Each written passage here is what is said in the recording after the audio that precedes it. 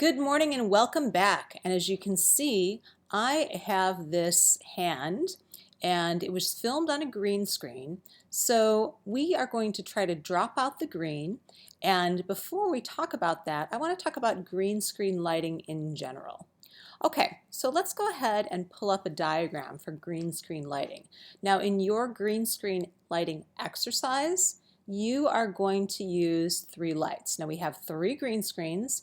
We have a lot of duct tape, and we have a lovely background stand, which is about 20 years old and happens to be mine, and you're welcome to borrow it. So let's take a look at the most important light.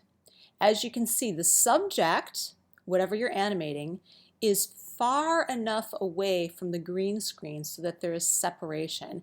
And the most important light is what is known as the hair light. So in other words, it's light directly behind your subject, and it separates your subject from the background. Now, of course, we also need to light our subject. So we're using a main light and a fill light, which we learned about. Okay, but the number one most important thing is to get your subject far enough away from the green screen and light that subject from the back so that we separate it from the background. All right, so you may take several takes to achieve a decent result.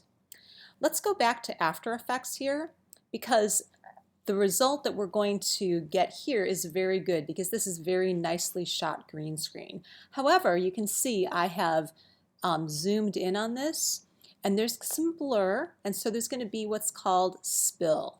Spill is what we don't want. Spill allows your green screen to show through when the subject is in motion. All right, so if I go into After Effects and I type in the word key, I get Keylight Spill Suppressor, and I just dragged it to apply it to my hand. The first thing we're going to do is go to Screen Color. I'm going to click on the eyedropper, and I'm going to click as close as I can. I'm actually going to click a little bit closer, as close as I can, and try it again to get rid of all that green. Now eventually this is not going to help me because I will need to apply some additional effects.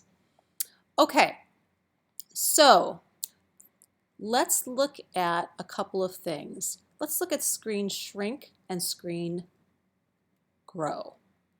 Okay.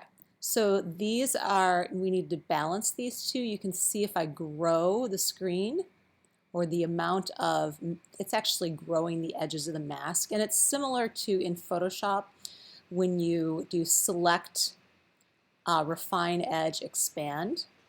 So we're going to strike the right balance between the screen, and because this is a little bit, it's a bit of a spooky animation, as we said, we are going to allow the hand to be somewhat blurry on the edges. Okay, another thing we can do is clip white.